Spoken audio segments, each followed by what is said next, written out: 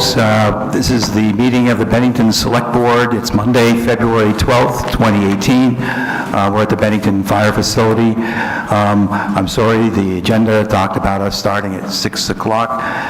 The board was in executive session on a legal matter, which just ended. It's about 12:13, and I do apologize for the delay. I'm sure your time is just as important as each one of ours. I'm Tom Jacobs and have the pleasure of chairing the Select Board. I'd like to have our Select Board members introduce themselves.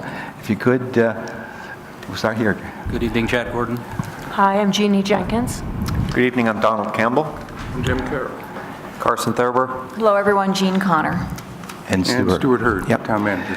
And I also want to recognize Nancy Lively. Thank you very much. And Nancy, we're going to get into the consent agenda, but we appreciate all the time and effort that you've taken on Saturdays in January and otherwise to participate in our budget hearings and all the other meetings, special and otherwise. And it's sometimes thankless, but we do appreciate your work. Thank you. We start our meeting with a Pledge of Allegiance, and Jim, would you lead us? Sure. Pledge of allegiance to the flag of the United States of America and to the republic for which it stands, one nation, under God, indivisible, with liberty and justice for all. Thank you. We have the consent agenda that's been circulated. It contains minutes of the January 13th, 2018, the January 13th addendum to those minutes, minutes of January 22nd, 2018, January 29th, and 2018, as well as the warrants which we've all seen that have been circulated. I would entertain a motion to accept the consent agenda. So moved. Second. We have a second discussion on those. And I would indicate that I was not in the country on January 22nd. Yeah. Thank you. And I'll abstain from that portion. Any other? Go ahead. I felt like possibly something should be added to the January 13th meeting minutes. I remember Don and I both making a comment that the rescue squad asked by petition last year. We both made a comment that the public, we weren't comfortable with we thought the public didn't realize that it was going to be a yearly amount. Yeah, I think, didn't the minutes reflect that? I don't, Yeah, I thought was they it in did. there? Yeah. I'm sorry, I must have Well, missed it's it. vague, Jane. It's in here. It says, somewhere it says a couple of members mentioned that. Yes. So it doesn't name us. That's fine, as long as it's Yeah. in there. I must have overread it, I'm sorry. I can't Those find are the good sentence right now, but I know points. it's in here. Jean? I had a couple things. So on the January 13th minutes, under recreation budget, one of the third bullet is capital expense, replacing ceiling at Willow Park, but no major capital projects planned for the rec center for the next 5 or 10 years. That feels strong. I'm just wondering if we can say, identified as yet or something. I don't remember us having a conversation about it being that definitive, that there wouldn't be capital expenses. I don't remember the specific timeline for not having a capital expense there, but maybe Stu does. I, in fact, don't remember that either. Yeah. Okay, so can we either strike it or just make it less definitive? Well, presumably you said it, and what you meant is there are no plans at this time, right? At this time, yes. 5 to 10 years sounds like a long time. At this Yeah, time. that's, Okay, so if we just add it at this time? so the minutes would recite capital expense, replace ceiling at Willow Park, but no major capital projects planned at this time, period. Okay. Another one, Jean? Yeah. Go, please. Okay, on the January 22nd minutes, for the public hearing on the town plan amendment, I'm just wondering, under the first sentence, Mr. Campbell noted the hearing was warned for 7:40, and should anyone want to speak at that time, they would be allowed to. Can we, there was a reason that we started early, and it was in deference to Mary Morrissey. Do we want to indicate some way that there was a reason that we were starting early? Just, I mean, because that was said out loud. It adds some clarity. I'd be fine with Yeah. that change. I think we should, I don't know, my Is it personal okay opinion as would it be is? not to mention anyone by name, but just to say, Okay. you know, because of the weather or something. Okay. Okay. There was talk about it being bad weather. Yeah, okay, that would be fine. Just- Okay, with those, is there something else? I'm sorry, did I miss you? No, I'm good. With those amendments offered to the, excuse me, not amendments, changes to those minutes, are you ready to vote? Okay. All in favor of the consent agenda with those changes signify by aye. Aye. Okay. That's 6 in favor. I will abstain from the one on the 22nd. Good. It's citizens' comment time. We have a sign-up sheet. Who do we have here? I'll let you make sure. Candace? Is it- Mike Cutler is first, yeah. Mike, are you on the schedule? Okay. Do you want me to take the camera? He's got it set. Do you want the mic on? No, go ahead. Hopefully it's on, right? Go ahead. All right. Very good. Oh, that's impressive. Woohoo! So I just want to make everyone aware of our candidate forum coming up on Friday, February 23rd, next Friday, so that's why I'm here. It will be live on Channel 17, our Facebook page, and our website. It'll start at 6 p.m. with the school board candidates of the Bennington School Board, and then at 7 we'll go to the select board candidates. And where's that going to be again, Mike? It'll be at Cat TV, so unfortunately there won't be any public space for it, but there's 3 ways to watch. Our moderator will be Mr. Robert Ebert, and questions are being formulated with the Bennington banner. Great. Yep. Good. So hopefully you all tune in. Thanks, Mike. Thank you. Lynn Green? Thank you, James. Mr. Chairman. Good evening, Lynn. Hi. I just wanted to give a quick update on the Grow Bennington initiative. For those of you that don't know, this is an initiative where people outside of the downtown are kind of pooling energy and resources into doing streetscapes in downtown curb appeal for the downtown. We had 4 demonstration projects, the stringing trees with string lights for winter tree lighting, pole banners, wayfinding signs, and facade planters that would go along the buildings in the summer. So I'm very excited to say that tonight we are at least doing a soft launch of the tree lighting. We have about 40 trees. I think John Shanahan and Bill ran out to troubleshoot a few power poles, but we're excited to say that that winter tree lighting is going up now. We also have soon to follow, we've got about 70 pole banners. They're at the press right now, so those will be following. And the idea was to kind of create a sense of arrival in the downtown, especially during these kind of gray period of the winter months. So really, we continue to work with fundraising, and the initial donors have been fantastic. We continue to work hard to press forward on that. So some of those initial donors were the Southwestern Vermont Medical Center, Bank of Bennington, TAM Waste Management, Price Chopper, Bennington College, Bennington Potters, the Mount Anthony Country Club, Madison's Brewing, Four Chimneys, Knotty Pine, Hampton Inn, Dr. Charles Salem and Sarah Dahl, Jim and Lodi Colvin, the Home Depot, and several of you on the select board have given checks, a lot of individuals giving from $20 to $500, and it all adds up, and I really hope that these little small wins will make a difference and put some smiles on some faces. So thank you very much. Thank you, Lynn. Thanks for the update. Great. William Stewart.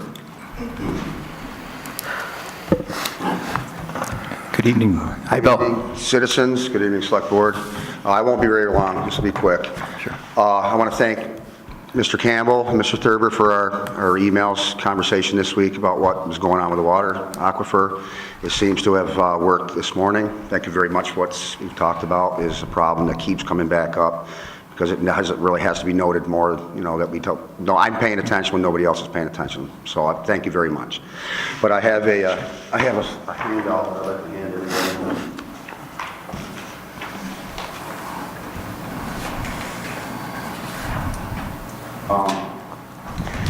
back to the minutes of January 22nd, when I was asking about how we're going to try to recoup the $340,000.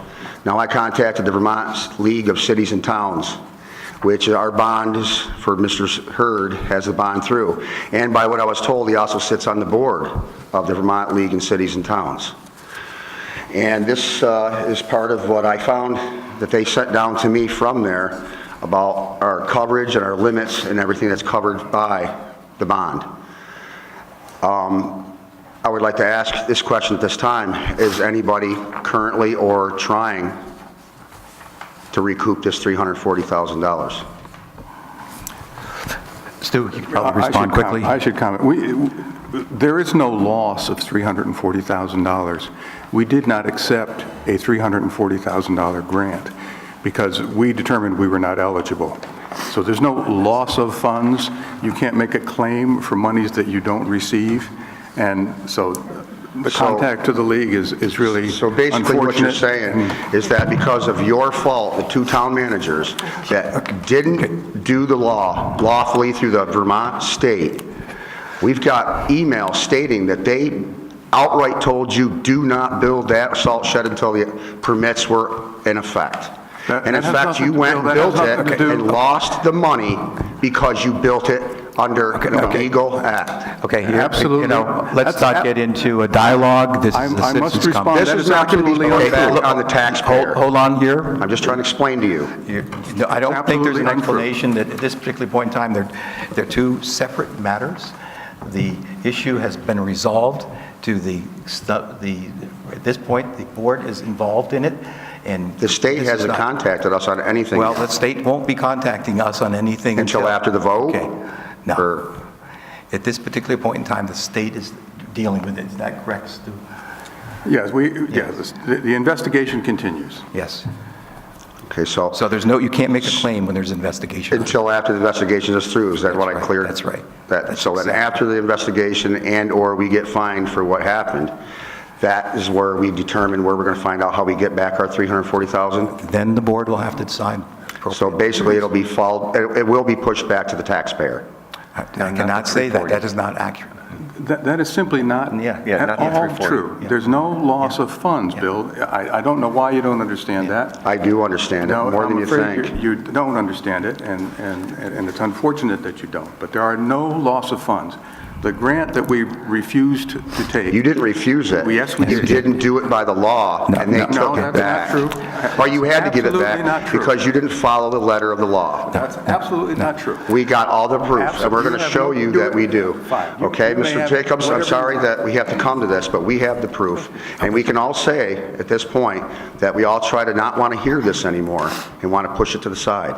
But in reality, it's a huge problem to everybody in this town that I talk to about where's that $340,000 when we only would have had to pay $110,000. Now we're going to have to pay the full $450 because of their lack of listening to the laws of Vermont. I don't think you're coming to an accurate conclusion, but I don't think this is a time or the place to debate it. Let's, Okay, well, I just wanted to make that a point, that before it gets lost in translation and it gets put aside, so everybody forgot what happened, I just want to make sure that this doesn't go away, because it's not going to go away, and everybody is thinking about it constantly. I hear it all day long. Mr. Chairman, I'm afraid I have to disagree with you on this point. If in fact, wait a minute, please, I will be heard on this. If in fact this is not true, I want to hear it, and I want to hear the facts. I don't want, wait, please, I insist on this. We as a board and the town manager, if in fact it's not true that he hasn't broken the law, this is the time to talk about it. As I've said over and over and over again, when we fail to respond, the people of Bennington take it as the truth, and it needs to be addressed. Okay. And I'd like it to address now. guess what? This is citizens' comment. If we want to put it on the agenda at some given point in time, we will do it. I think it should go on the agenda. I think it should be And maybe it calls for some clarifications so that both the citizens and the board understands the relationship of these matters. Because right now, it's not appropriate to have the discussion. I think that's fair. So that's what we're going to do about it. We'll have it on the agenda, and we can talk about this at a later time. Exactly. Okay. Yes. All right, I appreciate your Yeah. time. Thank you. Okay, thank you. Is it worth being clear about the fact that that 340,000 is not under investigation? No, there is an investigation relative to the permit process. The other amount of money that is potentially at issue are two separate and distinct matters. So it's not appropriate during citizens' comment to... Bill, did you hear that part? Yes, I did. Yeah, okay. So can we move to other business? We do have an audit presentation for fiscal year 2017, and our auditors, as every year, is going to share with us the results of that audit. Thanks, Steve, for coming in. Move this back just a bit. Hopefully I can make this work.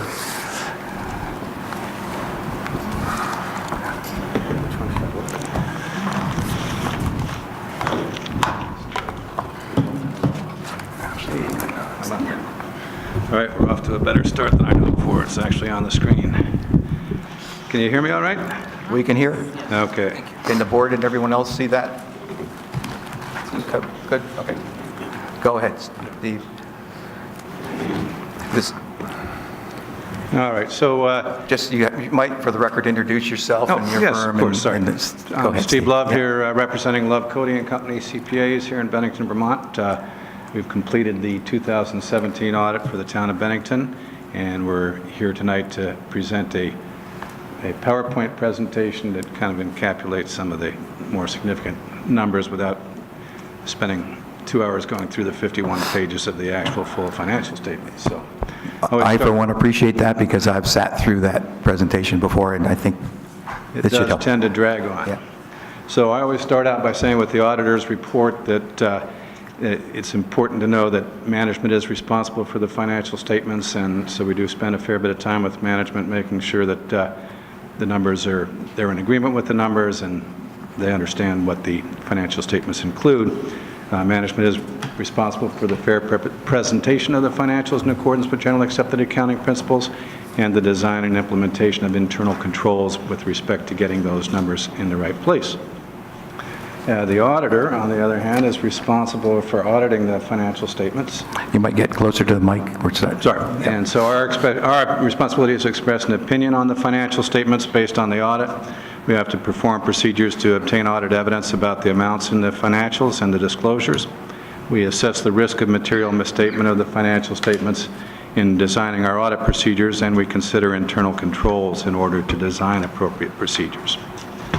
Having done all that, the end result here is that, in our opinion, the financial statements of the town for the year ended June 30, 2017 are presented fairly in all material respects in accordance with accounting principles generally accepted in the United States of America.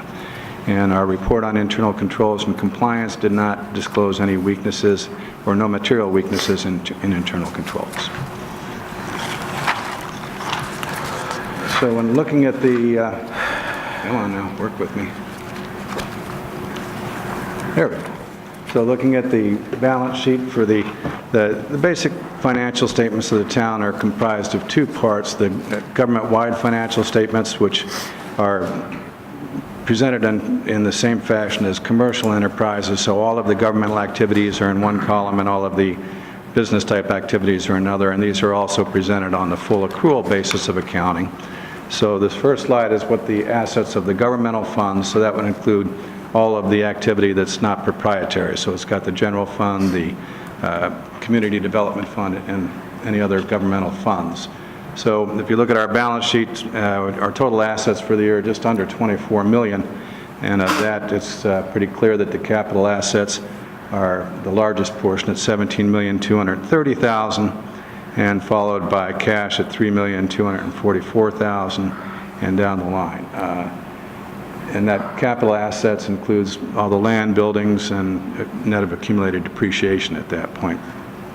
Those aren't presented in the fund financial statements, but in the government-wide statement they are, as is all the long-term debt, which we will see in a moment.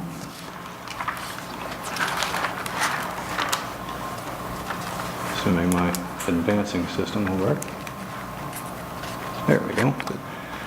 So for the liabilities, the town had total liabilities of $10,099,000. The lion's share of that is included in the bonds payable at $4,452,000. Net pension liability, we're in about the third year of presenting GASB statement number 68 pension numbers, so our participation in the Vermont Municipal Employees Retirement System has significant liabilities that we have a share of based on our portion of employees participating versus all the other towns in the state. So that net pension liability amounted to just over $2.6 million. Bonds again at 4.4, accrued liabilities at just under $1 million there. The total net position invested in capital assets net of debt is $11,802,000, and the net position, which is, and think of it as your net equity, is just under $2 million.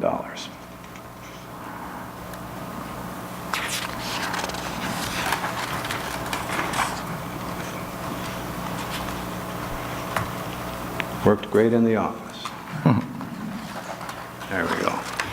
So the next slide compares some of the elements of the net position to other municipalities. And so what we did is get some financial statements from Manchester, Brattleboro, and St. Albans. I would note that the Brattleboro and St. Albans are for June 30, 16, since their June 30, 17 weren't available publicly at this point. But and looking at that, the capital assets in Bennington is a little higher than Manchester and Brattleboro, and well below St. Albans. St. Albans is a considerably larger city than Bennington, but is in there for comparison. Looking at total assets and deferred outflows, the second set of four.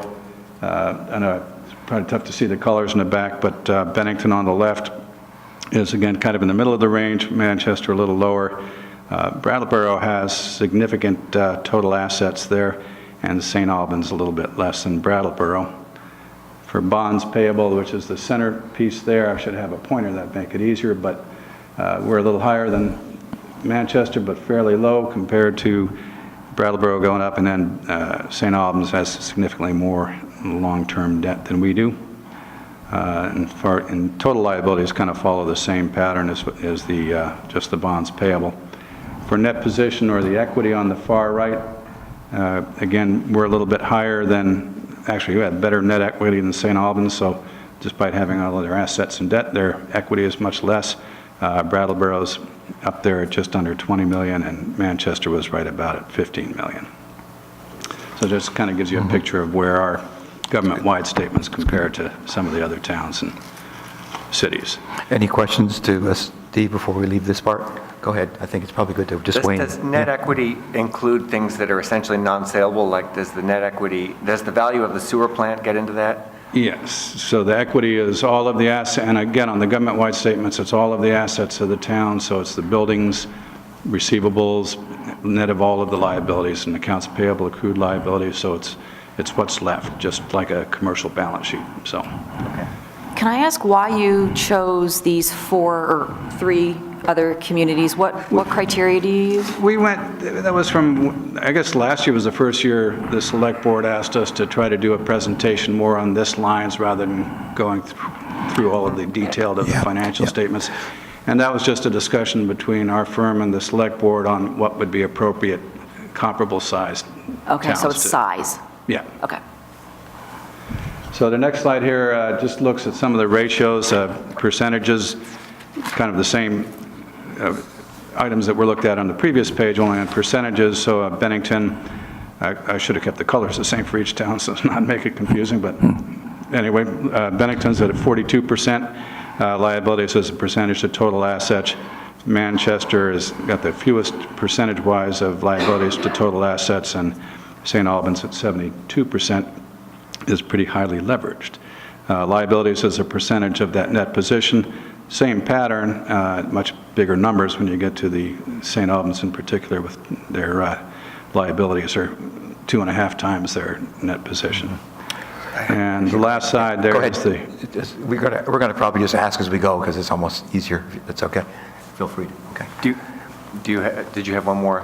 Oh yeah, just the final one on the bonds payable. We're at 25% of our assets, or of the capital assets, that is.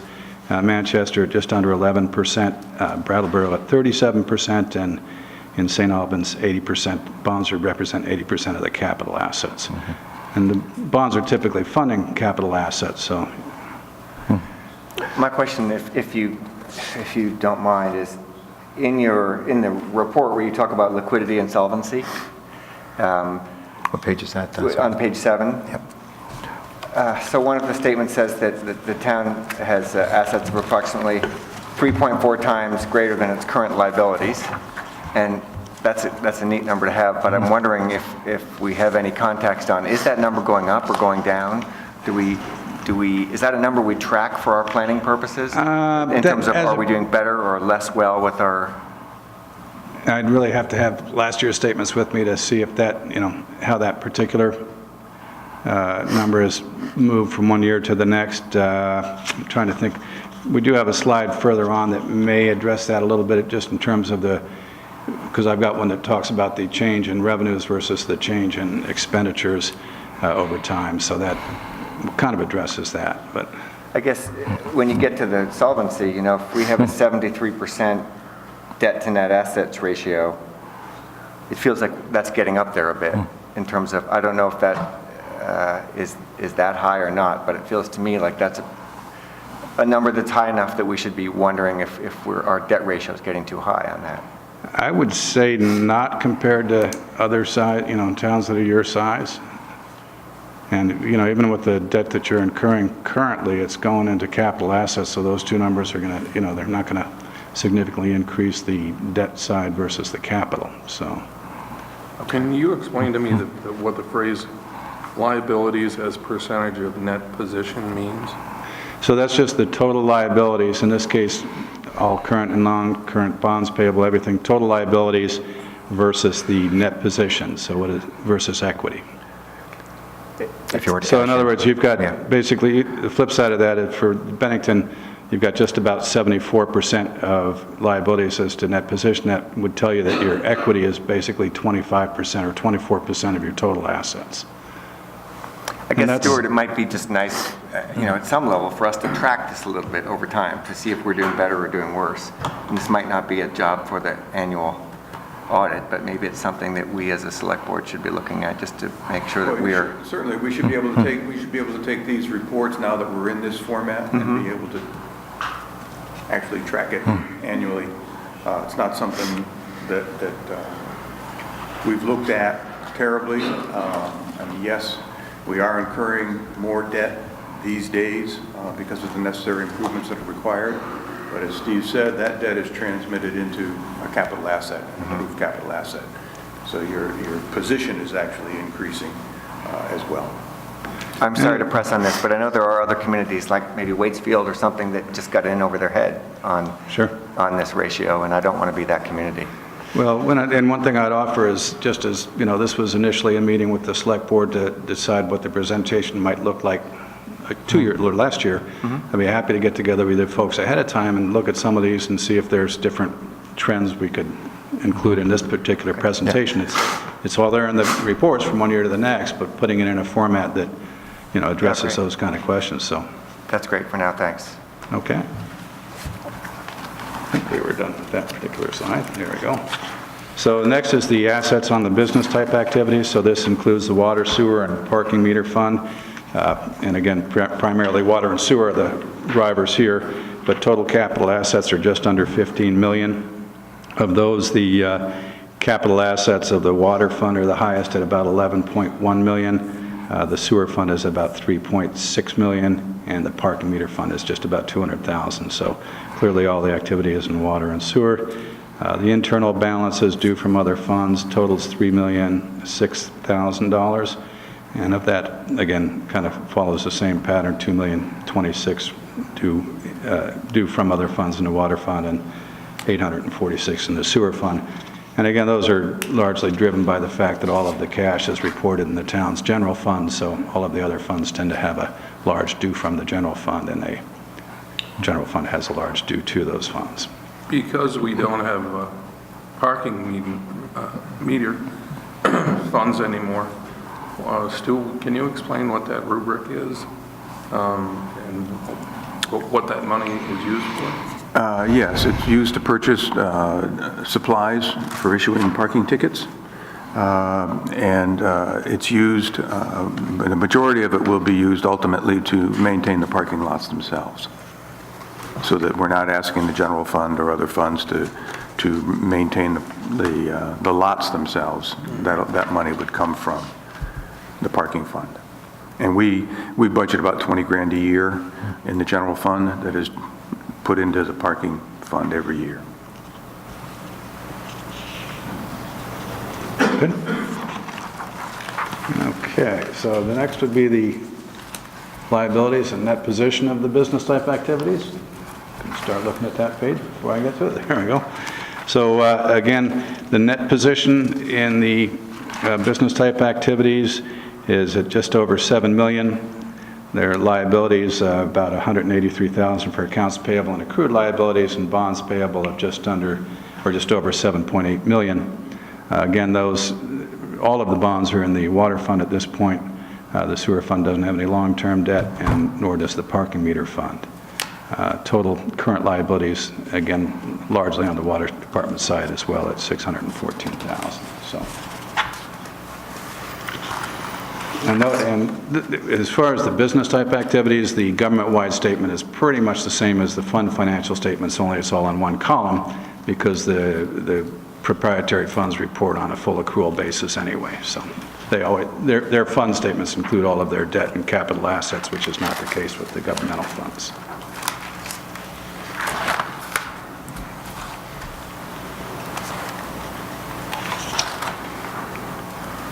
There is another slide.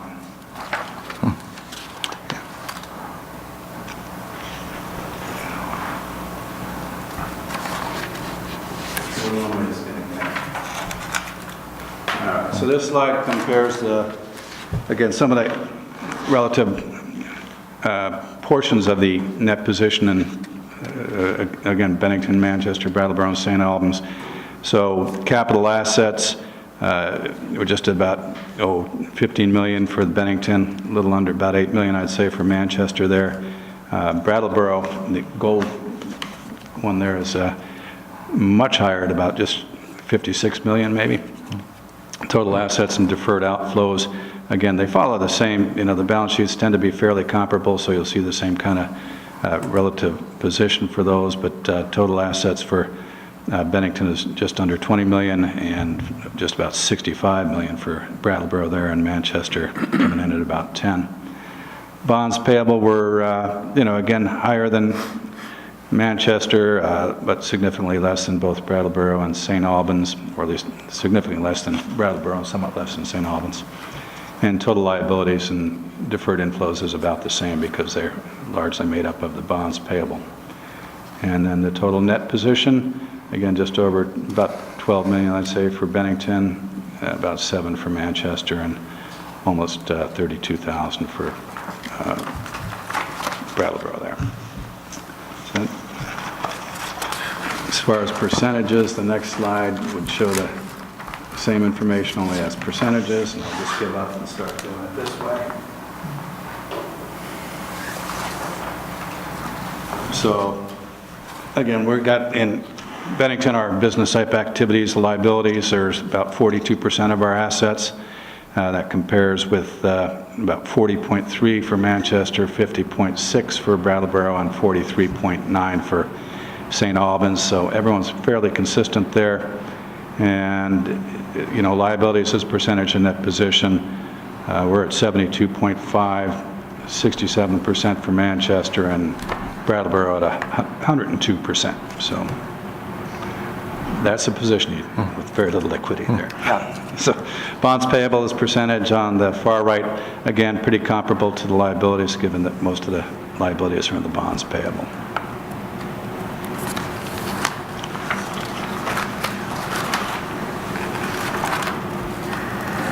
Just a general question with respect to, the close relationship to these other towns. If you had to simplify it, is it because of best practices with respect to these other towns, because of the how similar they are in and their outcomes? Well, so I'm not quite sure I get the question, Jim. There seems to be a great deal of comparability with respect to, let's just take for instance, liabilities as a percentage of total assets. They're not far apart from one another, and I just wonder if oh, okay. Would you simplify it to say that it's because of the best practices that are being adopted per town? To some extent, but I think it's largely just reflects that's the nature of the municipal entity and what the sources of financing are, how infrastructure is paid for, and so it's, you pretty much, all towns are financing their long-term assets pretty much the same way, and I mean, we all struggle with variations when you get a Hurricane Irene or something that comes along, but for the most part, barring outside influences like that, you're going to have the similar kind of funding. So nobody's putting in a $20 million sewage treatment plant with money they've just put aside year by year. They're going to go out and bond that, and hopefully you're not doing long-term bonding for short-term projects, and that's that's where people get in trouble, but you don't see that too much. So the next slide is looking at the cost of governmental services. So looking at where did the money go, I guess you could say, and certainly the largest expenditures in highways and roads at $4.2 million, general government coming in at $3.2 million, and down the line, recreation is at $1,053,000, and police at $3,581,455.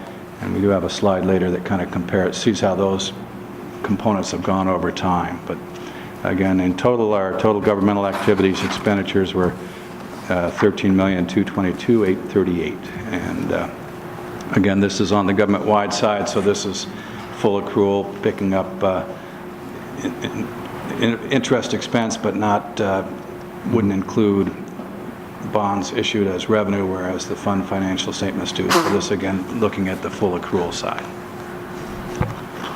I didn't quite catch that last part. I didn't quite understand it, and I'm not sure Sure. it's possible for me to understand it, but I did notice that that there's a sort of a $500,000 jump in the net cost of services, which I think is what you're getting at, between 16 and 17. And I wonder if, it looks like most of that comes through the highway and roads. Is that something that we are looking at a one-time thing, or is that as a result of moving into the town garage, or is that something that's going to be ongoing? Yeah, as far as the net cost of services, this year did have pretty significant grants for the highway fund at about $308,000 or $306,000 there. So that'll affect any given year's net cost of services. So I see. Depends on the grants but again, that year. The point I was making between the government-wide statements and just the fund financial statements is in the fund financial statements, when you borrow long-term, it's considered revenue, and when you buy a building, it's an expense or an expenditure. Whereas on the government-wide statement, you're showing the liability of the debt but not showing it as income, and you show the asset of the building. So there's big differences between the government-wide statements and that. Okay. But we're good there. We'll move on to the statement of activities for governmental revenues.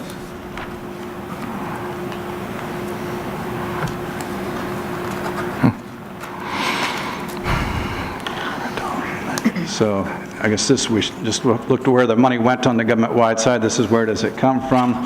And actually, part of it that's not shown on this graph, which probably should be, is that the previous slide was the total cost of services. We didn't really show what to get to the net cost of services. We do have charges for services of about $557,000, operating grants and contributions of $613,000, and that $306,000 in capital grants that aren't reflected on this particular slide. So this is just the general governmental revenues exclusive of those $1.5 million of grants. So having said that, the largest is clearly obviously property taxes at just over $10.5 million. Next would be grants and contributions at $353,000, and down the line to investment earnings, miscellaneous revenues. Our total general revenues amounting to about $11.8 million. Good there? Okay. Yep. Try my little clicker, but that's not doing it.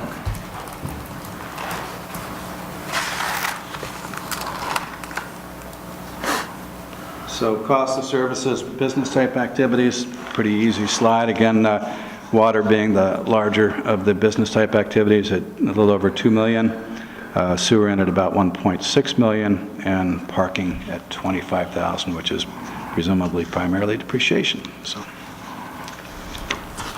Yep, that's it. Next slide, we'll look at revenues. It's good that we're spending more on the stuff coming in than the stuff going out, Stuart. That's a valid point. Yeah. So the statement of activities revenues for the business type activities, charges for services for sewer is at $2,058,000, water at $2,672,000, parking services charges at just about over, or call it $9,700, and $29,000 of investment earnings that flow through there.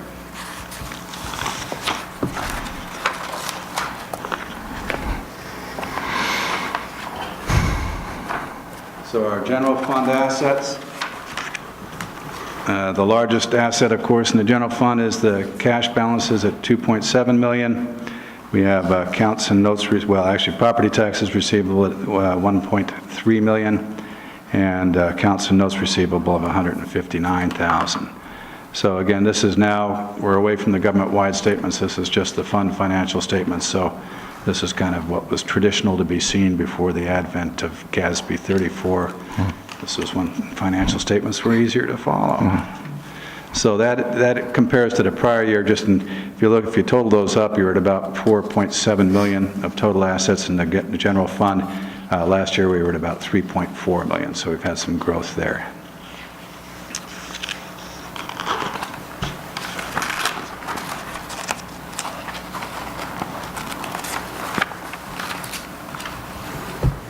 So our general fund liabilities and fund balance, our largest liability is really amounts due to other funds, again, since the general fund is the banker for the other funds, if you will.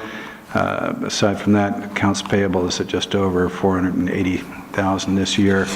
Accrued liabilities at about $309,000. Our total liabilities amounting to $2,883,000.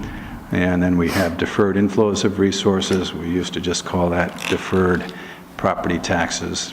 They've changed it to deferred inflows because they want to make financial statements as confusing as they can for the users. But anyway, that's deferred revenue. That's basically all any delinquent property taxes that weren't collected within 60 days of year end. And our fund balances, total fund balance coming out to about $1.6 million.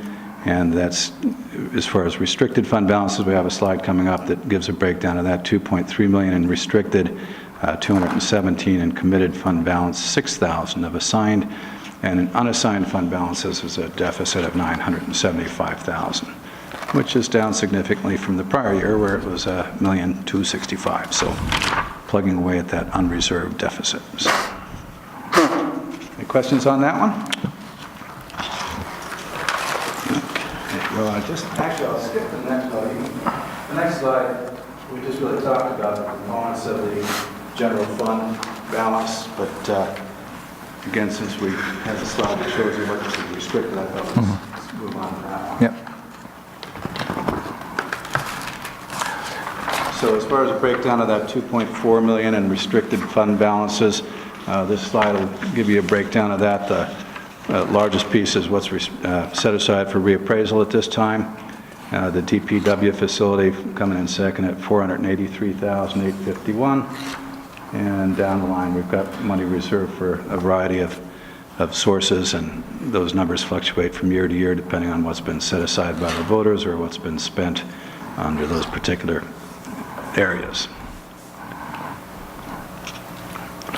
Good? Yep.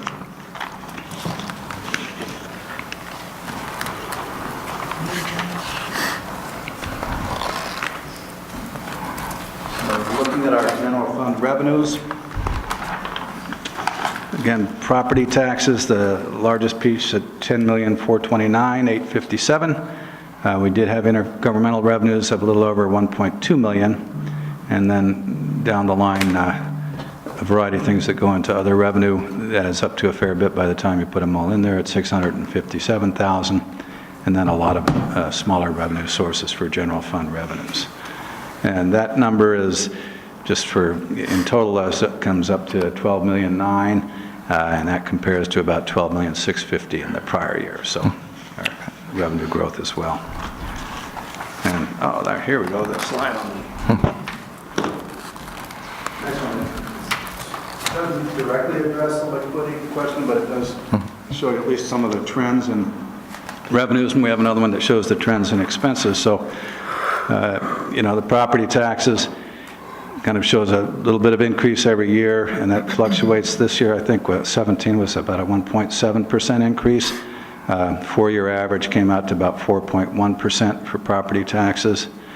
Intergovernmental revenues, although much smaller, the percentage fluctuation is a little more significant. So that's averaging to 9.8% over 4 years, but that's gone from a drop in 16.5 to going up 25% this year. So that one bounces around. Other revenues pretty steady, and fees and charges and investment income tend to be very steady with about a 2.3% overall increase over 4 years. Go ahead. We can see this on the report, but it might be worth noting that it goes from left to right, 2017 to 2013, which is not the way you might normally think of it. So it's not going down, but it's going up. No, it's going up, yeah, I'm sorry. We always look at our financial statements as the current year is the left column and the next year is the right, so we always kind of go that way, but people are used to it. Well, I'm not sure if the TV can even see those numbers, And you use a 4-year average for what reason, Steve? I'm sorry? 4-year average? Yeah. And the rationale for that, 3 versus 5 or something? What is it, just, that's best practice?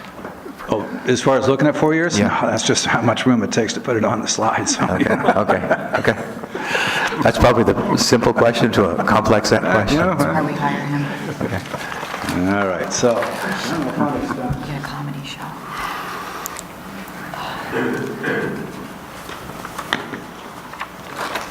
So again, now we're back down to just regular old modified accrual accounting. So in our general fund, again, the highways and roads is the largest expenditure at $4,022,000. Our general government at $2,569,000. Other categories amounting to $2,909,000. Recreation at a little over $1 million. Public safety down off and to the right there is at $3,547,000. And debt management amounted to $338,633. And in this case, that number includes both principal and interest on long-term debt, whereas in the government-wide statements, it would only show interest. And health and welfare, a tiny little sliver that doesn't even really show up there, but it's there at 7.5 or 7,500. Couldn't help but notice, reviewing the revenues, we find a positive 981,000 actually to budgeted, largely due to increased grant revenue of 389,000 over budget. So thank you for getting 390,000 over budget in grant revenue, however you did that. As needed. Combination probably of police department and highway project funds. All right, next we have a general fund expenditure kind of trends, which is pretty comparable to the other slides. So it just unfortunately just shows that, you know, it just costs more, even though inflation hasn't been bad, it doesn't get cheaper from year to year, so. And you've got 5 years here. Yes, we do. Okay. Yeah, it's a lot here. So you got, well, and actually in answer to that, we had 5 on the others. The percentage increase, I only go back 4 years because I'm starting with the first of the 5 years. But Okay, anyway. got it. Okay, I don't confuse it. So general government is had an average increase of about 4.4%. This year was at 3.1. Public safety tends to be relatively even. A little bit increase this year at 1.9, but overall 2.3% over 4 years from 2014 through 2017. Public Works, very nominal at the bottom, if you will, really, but that's been increased. That's the average increase, about 13%, but easier to take when it's a small piece of the pie, I guess. Health and welfare is hardly worth putting on the graph. I should probably take that out next year. Recreation, that one is also one that tends to fluctuate a fair bit. I think it's 1.2% overall, but this year was a 23% increase. Last year was a 16.7% decrease. So just kind of, and again, remember that in these statements, expenditures for capital assets are considered an expense. So if you put a new roof on something, it's an expense this year and maybe not the next. Debt management, fairly consistent across the board. And highways and roads has kind of the same trend as the general government, with a fairly steady increase over time. And that one, I guess, at the percentages here.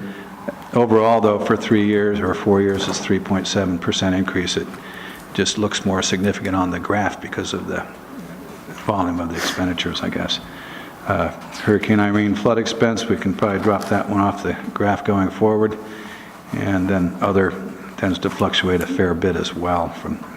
And that one just has the biggest increase, but again, not the biggest dollar. So.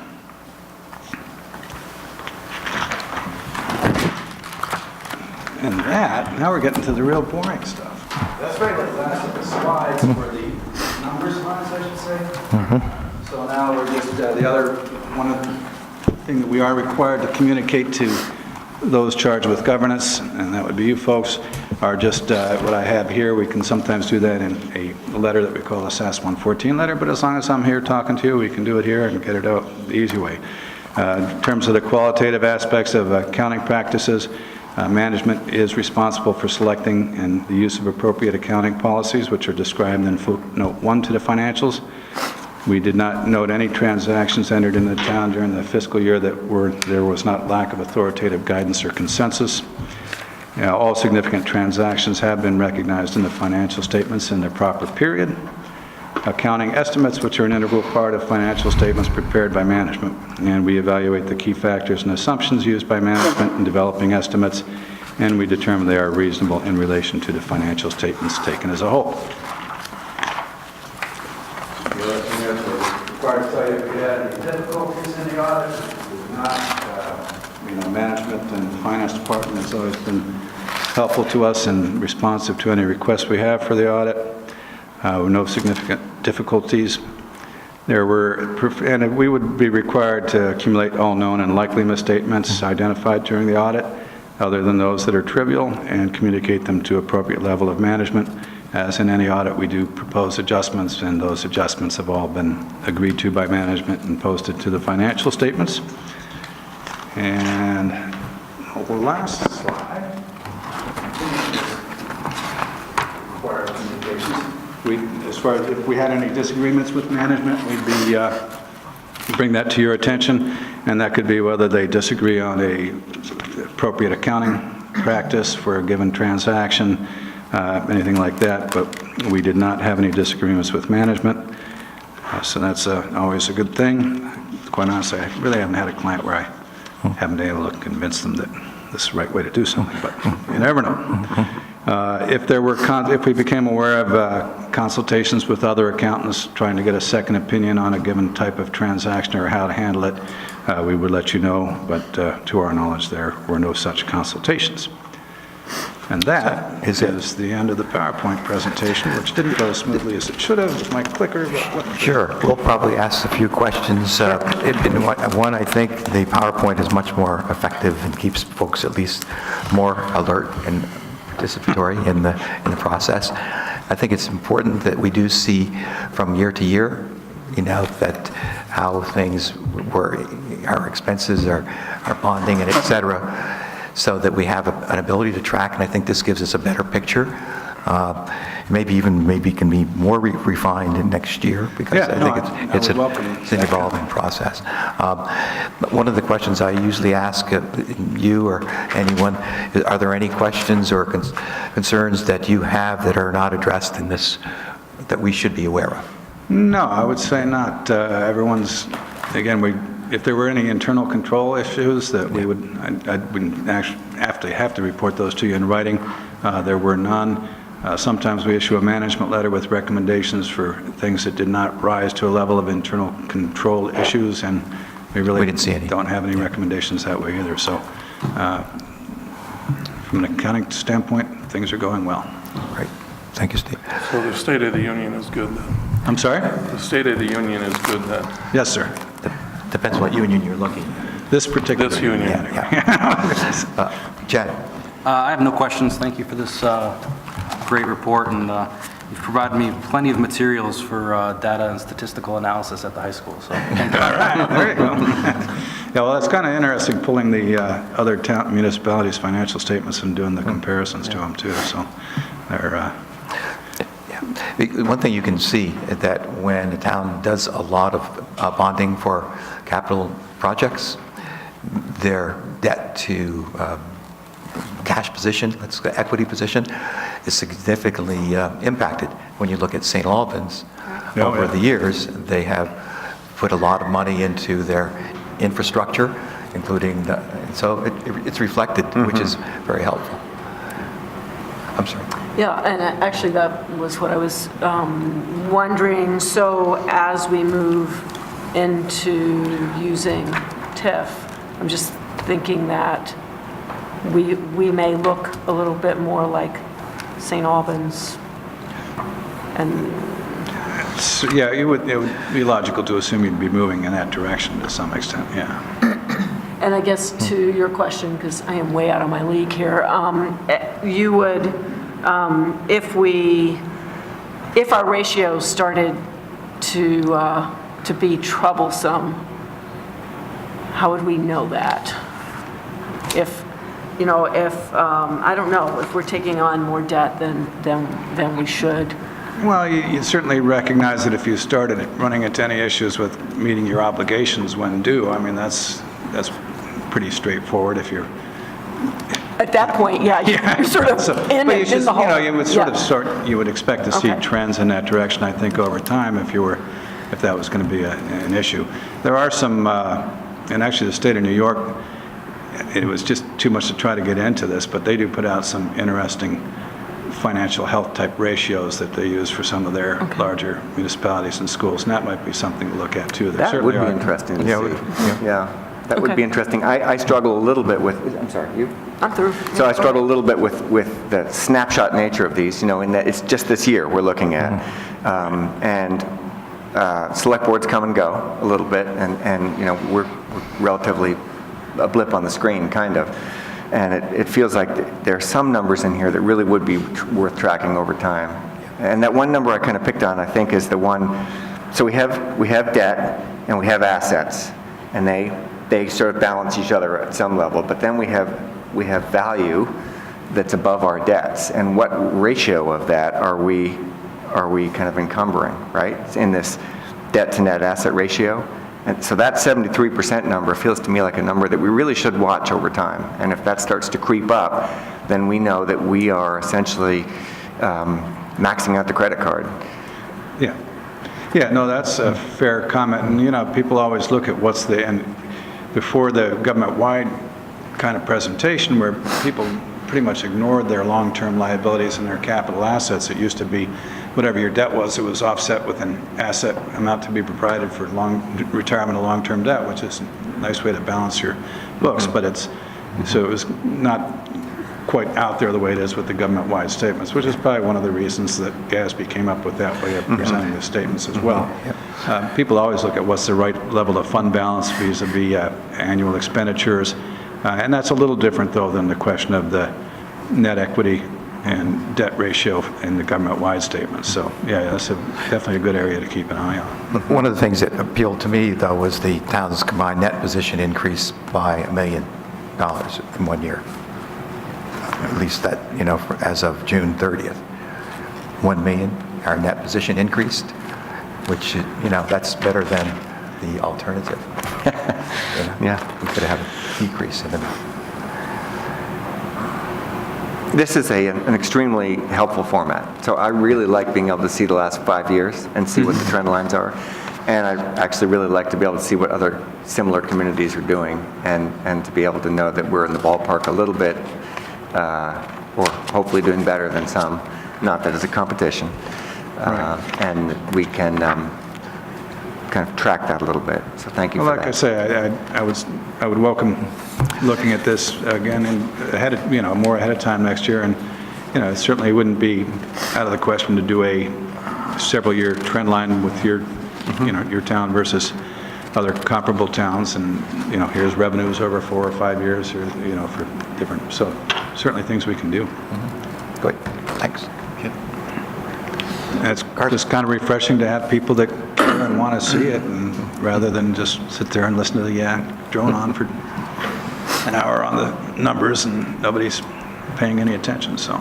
We don't want any surprises. Very good. No questions. I just have a question. It was bouncing off, I think, what Jeannie said. I'm assuming if we were getting into financial trouble and we're taking on too much debt, we would be denied by whatever financial institution we were approaching. You would have a harder time getting a bond back. So we'll know. Yeah. We'll know. Yeah, but again, I'd like us to look at the trend lines and to No, know as we're getting closer to being fully leveraged. Oh, I totally agree. Or vice versa, yeah. Oh, yeah. But we'll have some indication. And the other thing, not being an accountant, not even close to being an accountant, is there some sort of page of definitions that would help someone like me? Like, for instance, total assets and deferred outflows versus total liabilities and deferred inflows. It would be great to have like a little cheat sheet next to me when I was trying to decipher this. No, there isn't such a thing, is there? There's accountants who don't do governmental accounting that don't understand these statements, so it is trickier. Okay. Like I need accounting for dummies, like a book or... Yeah, governmental accounting for dummies, I don't think they've come up with that. Okay, I was just asking. That's great, thank you. Okay, My pleasure. thanks.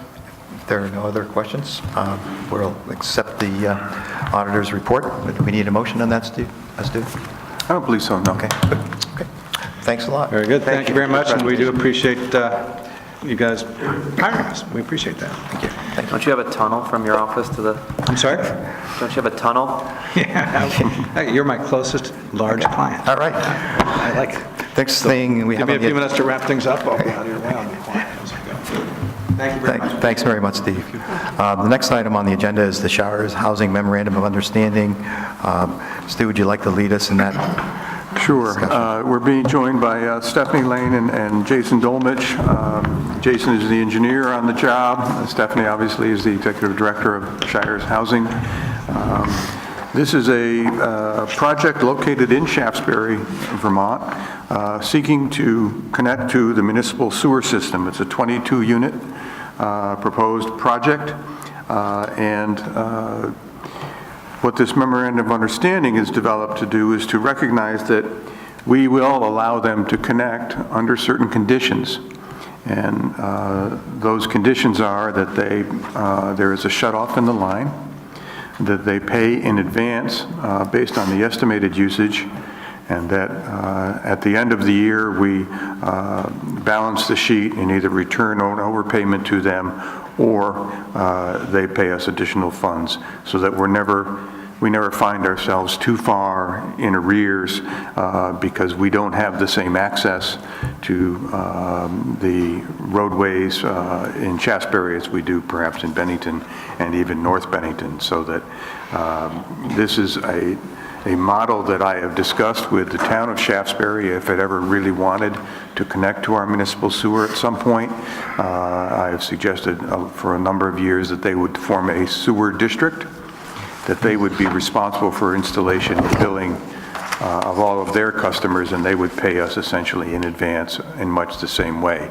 I proposed this to Jason and Stephanie when they approached us for municipal sewer, and they are agreeable.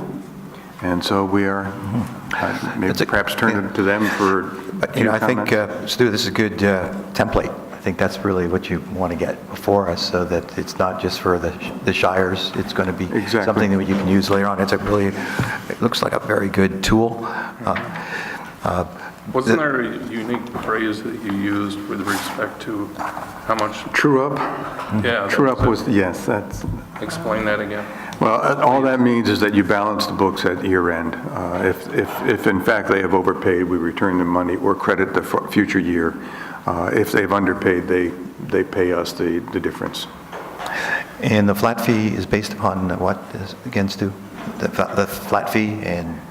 This would be based on metered use, I believe. So we'll have a true reckoning of what use they have during a given year. The initial payment will be based on what we estimate the use to be. And if we find that over time it's substantially less than what our original estimate was, we can always, on an annual basis, adjust that to meet whatever the needs are. Questions of the folks here? It looks pretty straightforward, for at least from where I sit, but is there anything you'd like to add to Stu's comment, Jason? Or? This pretty well sums it up. I think so. Questions from the board, please. Do you also, Stephanie, own the 2.3 acre parcel that's proposed for subdivision? Is that a Shires? I'm sorry? Is this part of the property Shires? And so would that be developed, and would that come back for a similar request at some point? It may at some point. Yes, we propose to take that parcel as well. Do what? We will be the owner of that parcel as well. Okay. The line you guys are you good? Yeah. The line you're paying to put in and have engineered and goes out to the development, I'm hearing from Stuart, though, there's the idea of Shasbury tying into that, so that'll become a pass-through. Do we gain ownership of that line? No. So that line still belongs to... The line that they're installing actually is going to be running outside of the right-of-way. Whether or not Shasbury ultimately looks to tie into that, that's another question. I'm not sure what the size of the line is you're installing. We would install an 8-inch line that allows for adequate sewer tracking. We don't need it for the design flow, but it does make it easier to maintain. Would that be large enough to handle the volume coming from potentially Shasbury? So a new line would not be needed to be put in? Well, I'm saying that, but I'm realizing that Houghton Street, which is the town of Bennington's line, is a 6-inch all the way to the intersection of Main Street, so we would have to match that line. However, when we did the original sewer, sort of a desktop analysis of the use, there was plenty of capacity left in that line for additional flow. There hasn't been any real in-depth discussion with the town of Shasbury to tie additional customers on at this point. Would you be okay with writing that in there, though? So there was never an issue if they chose to? Because right now, you guys would kind of quickly become a private entity right in the middle of tying those together. That's correct. We would, the way that it's set up, Shires would continue to own the asset. You guys, if they chose not to pay, would be turning it off. If the town of Shasbury wished to form a sewer district, I think it would make sense at that point to discuss turning over the asset for some agreement and having them accept the responsibility of it as they do the water system. But at this point, those details, I can't really speak to them because I don't know that they have interest in forming a sewer district at this point.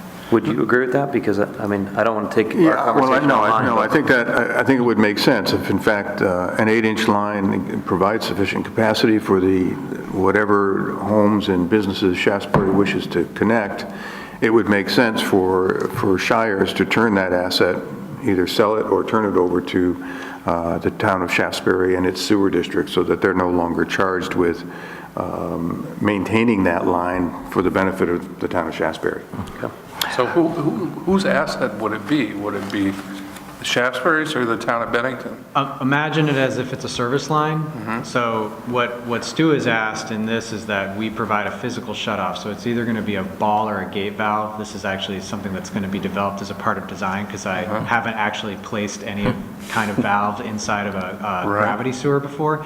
But the idea would function essentially the same way as, say, your curb stop does. So the private ownership begins at that valve, and everything on the other side would be a town asset. In this case, we are tying into the town asset, and the privately owned sewer or asset would be maintained on the property line. So that asset itself would be owned by Shires, and they would pay a service fee into the town sewer.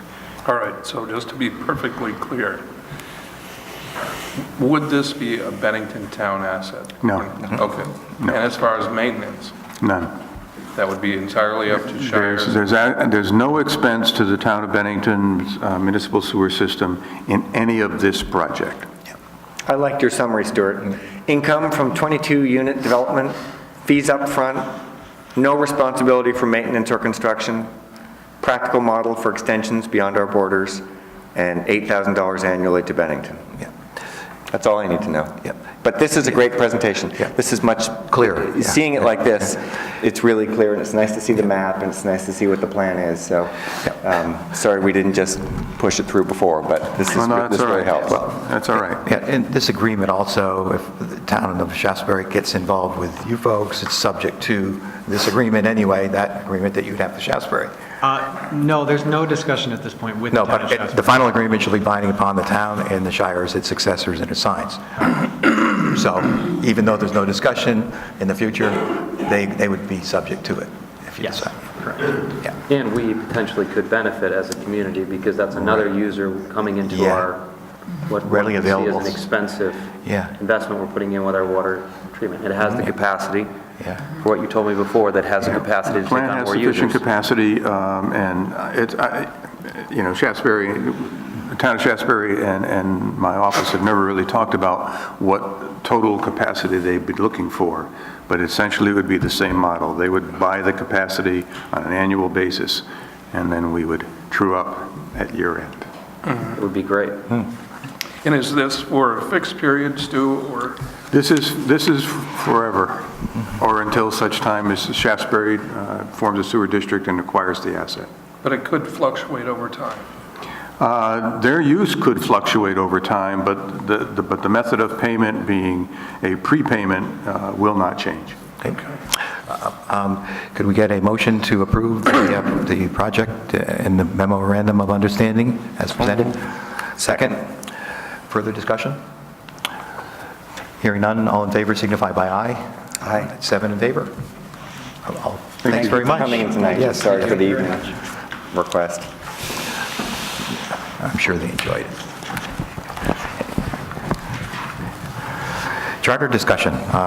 We're going to talk about a portion of our charter review, and we're going to tonight talk about Section 5 dealing with taxation, specifically, let me get to it. Who's going to be presenting that, Stu? I can take the lead on that. I do have additional copies of what we'll be talking about tonight, if there's people in the audience who would like a copy of it. We're going to be talking about Section 5. Section 5 is the section in the charter on taxation. Yes. And what we have provided in this packet is the Charter Review Committee's summary breakdown of the changes that they made or how they looked at it, as well as the specific language changes that they are proposing. And those are highlighted, should be highlighted in yellow on your copies. And so you can see that it was a relatively extensive and very careful review of the taxation portion of the charter by the committee itself. Many wording updates and upgrades to eliminate some of the historical nature of the language that was used in the original charter, and to reflect the more modern aspect of how we tax and what we tax. But the major changes, very quickly, are that the downtown improvement district map, if these changes were adopted, would then would come under the purview of the select board, which could approve changes in the district, either increasing it or decreasing it, after a regular or special select board meeting. following a public hearing process. Right now, if the map is to be changed, you must go to a vote as a charter change, and that gets submitted to the legislature. So this would shorten the time frame and give the board much more flexibility in how it looks at the district and how it manages the district. The second major change has to do with the language which will allow the town to consider adopting the 1% sales tax, meals tax, rooms tax, or alcoholic beverage taxes. And these are the taxes that the legislature has allowed those towns that are considered gold towns to adopt by a vote of their constituents. In our case, we are a receiving town. That is, we receive more state aid education than we pay in. And therefore, that opportunity has been not given to us as to many other towns. We are now moving through the charter change way in which to allow ourselves to do this. Obviously, I think Rutland City just went through that process a few years ago. We're following suit. The language I think you see here comes from the charter of, I think it's the town of St. Albans, or the city of St. Albans. But what this does is it doesn't put the tax in place if it's adopted.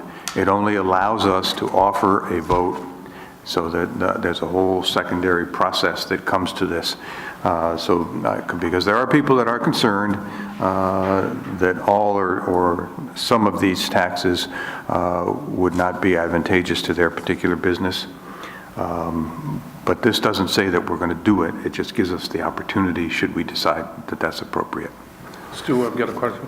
I've spoken with approximately 5 of the downtown businesses who are not happy with the 1% sales tax, and they note specifically that, it's hard enough right now for them to deal with the internet, and the 1% option tax would make it even more difficult. So my question is, could we exempt, let's say for sake of argument, the downtown businesses so that it doesn't have quite the same impact on them? Or would we, could we theoretically? Well, because what happens is the tax is added to the 5 or 6% sales tax currently assessed by the state of Vermont. Mm-hmm. And so every entity is collecting, in the case of sales tax, that extra 1% on their purchases. That goes to the state, and then 70% of that is returned to us. Mm-hmm. The state keeps 30%. So I would say no, we probably couldn't do that. But probably, but you don't know for certain. It's not a question. I think we might be jumping the gun, because all of this does is put in place a process to have that discussion. Okay. Because right now we have no ability to even do that. So if we adopt the charter change, it will give us the charter vision that says, in the event the town should vote on a local option tax, mm-hmm. we can do it, but the town has to, based upon the discussion that we would have mm-hmm. from hearing various constituents as to whether or not the town wants it, either in one of those, whether it's in all sales or meals and rooms or alcohol, depend on what mm-hmm. the town would approve. But this is a long way from not having any authority at all that we didn't have until now to even have a discussion. So I think the part of the Charter Review Committee's work, I think they looked at some of those things, but they said, we're not going to recommend whether you adopt it, but you should consider whether or not you want to have the tool. That was what they recommended. Would it be fair to drag some of the committee members up and ask a couple questions? Sure, if they're interested. Or either one of them willing to. Yeah, that'd be great. Yeah. I know that's your seat back there, Robert. But for example, I was wondering, why, what was the rationale, and I don't have any feeling one way or the other about this, but for treating alcohol and meals taxes differently. What was your thinking on that? It sounds like the only alteration from the statutory language the committee recommends is that an alcohol tax and a meals tax may be considered separately rather than only as a singular alcohol and meals tax. Right, and I'm Robert Plunkett, I'm one of the co-chairs on the committee, and the simple reasoning for that was... Hey, Rob, could you just get a little closer, because I... Okay, the simple reasoning for that was to give the town another option. I see. To not have to do both as one entity. Although, just to point out, that is different from the statute, and that would be different from any other town. So any changes will have to go to the legislature, and we haven't spoken to any of our legislators on their position on whether or not that would be something that would be something that would necessarily be debated or not, but that's something to consider with that. But we are recommending that we have the town have all four as options. Okay, so in the worst-case scenario, the legislature schleps them back together or asks us to put them back together, but they still can go through. Well, worst case for the legislature is they completely change everything. Yeah, I guess that's right. But yes, that could happen. Did you, as part of your process, who did you talk to? And did you have a number of downtown, or a number of businesses come, or did you interview people, or what was the kind of data collecting process for you guys? I'm trying to just go back to memory. Maybe Robert, if you have. No, we didn't take any input or testimony from any stakeholders. Again, kind of anecdotal evidence, I'd say, that kind of like Jim was talking about, some business people say, well, this would be bad for me, or but we're just, what we're trying to do is give the select board the ability to talk about it. I don't know all the nuts and bolts of the law, but if you decide this is something you want to do, you sit down and you work it out, and you decide what would be best for the town of Bennington. So, but no, in direct answer, we did not really get any input from any business people on this. Right. Well, and in fairness, I shouldn't push on that too hard, because you didn't come out in favor of or against the local options tax. You were just trying to give more local control on that element to the select board, right? Yeah. Okay. That's okay. Thank you. Go ahead, Carson. No, I was just saying thank you. Seems clear. Good. Just going back to the downtown improvement district, again, that's not an automatic thing either. Maybe you could just give us some of the history on the recommendation there, Rob and Bob. So the recommendation that Stu mentioned in terms of the select board, say, being in charge of the map versus a town-wide vote. This was one of the recommendations that I forget exactly who brought it up first, but there were a number of folks that had mentioned that this is something that they would recommend. And at least for my position on that, the downtown improvement district map is a limited number of people that will be directly affected. And in terms of having a town-wide debate and campaign regarding a change of the map versus a select board public hearing with the stakeholders being there to direct it, to address it directly to the 7 members, that was at least my thinking. I think that was more or less the thinking of the committee on that recommendation. There is one other fairly significant recommendation that wasn't mentioned about the downtown improvement district, but I won't go into that, but I think you were asking about just in terms of the map, and that was the committee's thinking in terms of the map change. The other thing that would catch our attention is the determination of properties within that district that might be potentially exempt that are not now. Correct. And go ahead. And the simple thing is that is changing it to the only exemption would be owner-occupied residences. Right now, all residences are not taxed in that district. So the thought on that is essentially, if it's a property that is income generating, then it would be one of the ones that's subject to the tax. I'd like to mention that the Bennington Downtown Alliance expressed agreement with all of the recommended changes we had for this section, for the downtown district. They agreed with all of our recommendations. So. Did anyone else come and comment on it? Other organizations or entities? No. Okay. Joey, yeah. Yeah, this is kind of an interesting discussion. Sure, go ahead, Joey. There's no doubt. This is about Section 509.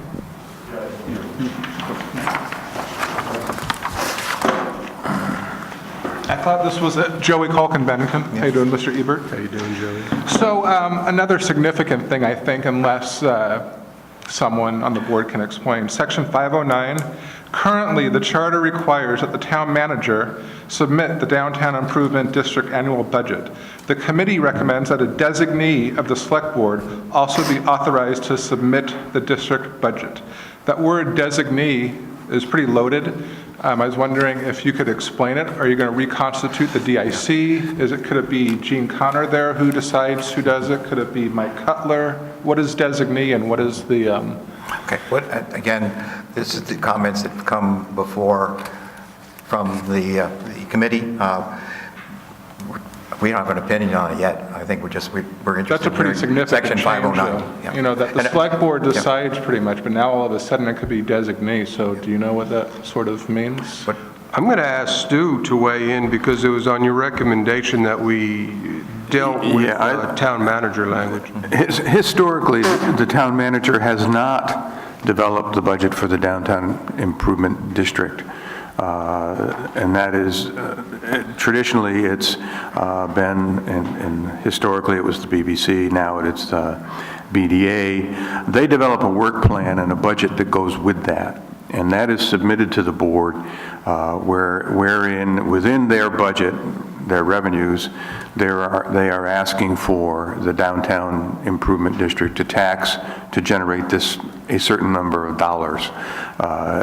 And that has been the way it's been for numbers of years. It was never, in my tenure anyway, anything that the manager actually developed the budget for the district. It was a budget that was developed outside of our purview but presented to the board for approval. And that way the process has generated what the language, I think, means to do is that designee may be a contractor. It may be some other entity that the board reaches out to develop that particular budget. And what's missing in that section is that it doesn't give the select board the opportunity either to accept or reject. Oh yeah, we do. We'd have the opportunity. All this is designing the actual budget that's presented. And I think one of the questions is, well, who is this designee? Mm-hmm. You know, could it be anybody on the street? Could it be a vendor, a contracted party, or something of that nature? And it's like, I think maybe you might want to tighten up. Well, as you know, this year, you know, the BBC is a vendor. They're the main street, the town's main street designee, but you know, the Downtown Bennington Alliance, as you know, some other entities, vendors, are coming before the board to request some DID tax funds this year. Is this section going to affect that in terms of, does all 80,000 that Stu might bring forward in DID tax money this year, is it automatically allocated to the same downtown vendor? Or do other vendors, such as the I think that's actually a question that the select board will be dealing with this year, because you are correct, we do have a second organization who is requesting some of the downtown improvement district funds. So you'll have at some point a presentation before this board by two entities looking for some of those funds to fund their operations, and that is a decision that the select board will make. I think getting hung up perhaps in what is a designee, perhaps we need to take a look at the language and clarify that entities can ask for funds on an annual basis. The select board ultimately makes the decision of whether to grant them. And so there may be, if this if this charter change goes forward, we may want to tweak the language just a little bit to clarify that. Right. I mean, as, you know, in closing, it would be really great if the select board had a real discussion about bringing back the DIC.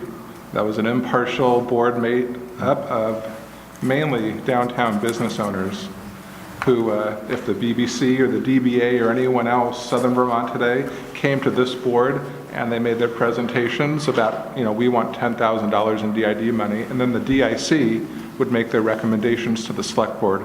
It was very much more of a fair process. I think the select board has so much on their plate. I think farming that back out and reconstituting the DIC would do wonders for the morale of downtown. Thanks. Thank you, Joe. Thanks, Joe. And I would like to point out that using this money to contract with a vendor to provide any kind of services is one of many options the select board has in how you decide to use this money. Historically, you've gone with BBC. You can really use them. There may be limits, but you can use this money really in any way you wish. Yeah. Again, I think we're going to have to do some wordsmithing with that sentence so that, because it becomes a question of requesting funds versus authorization to actually present a budget. So Tom, all of those things will have to. And that was the original question, what does designate mean? So if we could just flesh that out, that would be great. Tom, if I may with that, Please, Rob. I want to say it's purposefully broad. Jumping off of what Joey was saying about the prior DIC, that's not how it's constituted anymore. The select board is in charge of the downtown improvement district as it is right now. The way that it functions is one of those powers is to contract for that. But then we have this other part of the charter that requires the town manager to submit the budget, which is somewhat separate from what the actual governance of the district is. So this is giving that option to the select board to designate somebody else. Could be a contractor, it could literally be anybody, but it's not something that's limited to the town manager or frankly the contractor that has been historically used. Okay, I think I follow that, Rob, because your comment was this change better aligns with the current purposes and powers of the select board to contract with a service provider for the district. That's basically what happens. Yeah, Eric. Eric, you had better come up too.